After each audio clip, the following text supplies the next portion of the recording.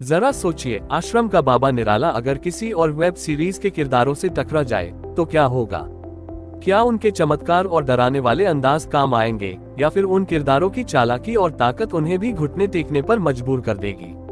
आज मैं आपको कुछ ऐसी वेब सीरीज की सैर कराने वाला हूं जिन्हें देखकर आपको यकीन हो जाएगा कि असली क्राइम थ्रिलर और सस्पेंस की दुनिया आश्रम से कहीं आगे तक फैली हुई है। तो तैयार हो जाए, क्योंकि ये कहानियां आपका दिमाग हिला देंगी और आपको सोचने पर मजबूर कर देंगी। कहानी शुरू होती है भोपाल से, जहां एक ईमानदार पुलिस अफसर उत्तर भारत के लोकल माफियाओं के बीच अकेला खड़ा होता है। यहाँ गोलियां चलती हैं, खून बहता है, लेकिन सबसे खतरनाक है सिस्टम का सच। जब आप इसे देखेंगे तो समझ पाएंगे कि अपराध किसी एक इंसान का गुनाह नहीं, बल्कि पूरी व्यवस्था की बीमारी है।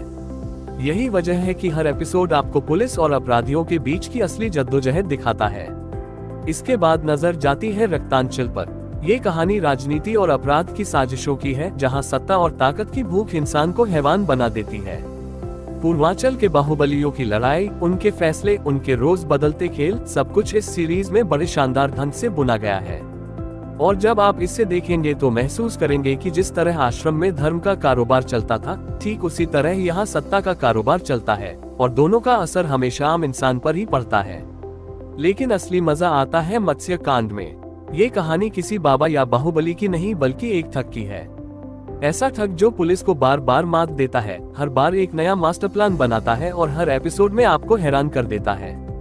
इसकी चालाकी, इसकी स्किल्स और इसकी समझदारी देखकर आपको लगेगा कि बाबा निराला के जालसाजी वाले खेल भी इसके सामने फीके पड़ जाते।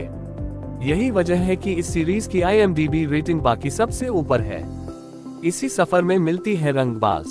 ये कहानी है एक आम लड़के की, जो हालात और मजबूरियों की वजह से अपराध की दुनिया का बड़ा नाम बन जाता है। इसमें दोस्ती, राजनीति और बंदूकों का खेल सब कुछ है। और सबसे खास बात ये कि इसमें दिखाई जाती है इंसान की वो मजबूरी, जब हालात उसे मोहरा बनाकर गुनाह की राह पर धकेल देते हैं। ये वही दर्द है जो हमें आश्रम में भी देखने को मिलता है, जहां मासूम लोग बाबा के मायाजाल में फंस जाते थे। और फिर आती है जंटरर, नेटफ्लिक्स की वो सीरीज जिसने छोटे शहरों के नौजवानों की खुराफात को पूरे देश के सामने रख दिया। कॉल करके लोगों को ठगने का खेल, ऑनलाइन फ्रॉड का जाल और पैसे का लालच, ये सब कुछ इतना असली लगता है कि आप भी सोच में पड़ जाते हैं कि आखिर सच और झूठ की इस दुनिया में सुरक्षित कौन है। इस सीरीज में भी वही बात सामने आती है कि जब नेता, पुलिस और अपराधी एक साथ खेलते हैं तो आम आदमी के पास बचने का कोई रास्ता नहीं रह जाता। इन पांचों कहानियों को जोड़कर देखिए तो आपको महसूस होगा कि चाहे वह पुलिस और अपराध की जंग हो, सत्ता और राजनीति का खेल हो, चालाक ठग की दांवपेच हो, हालात से टूटा एक आम लड़का हो, या छोटे शहर के नौजवानों का लालच, हर कहानी का निचोड़ एक ही है: अपराध और फरेब का रास्ता कभी लंबा नहीं चलता। यही सबक आश्रम ने भी दिया था, और यही सबक इन वेब सीरीज में और भी गहराई से मिलता है। तो दोस्तों, सवाल यह है कि अगर आपको आश्रम पसंद आई थी तो इनमें से कौन सी कहानी आपको सबसे पहले देखनी चाहिए।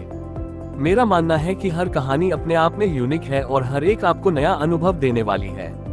आप चाहे भोकाल की ईमानदारी से जुड़ें, रक्तांचल की साजिशों में खो जाएं, मत्स्यकांड के मास्टर प्लान से दंग रह जाएं, रंगबाज के दर्द को महसूस करें या जंटरर की चालाकियों से हैरान हो, हर जगह आपको लगेगा कि असली लड़ाई इंसानियत और लालच के बीच है।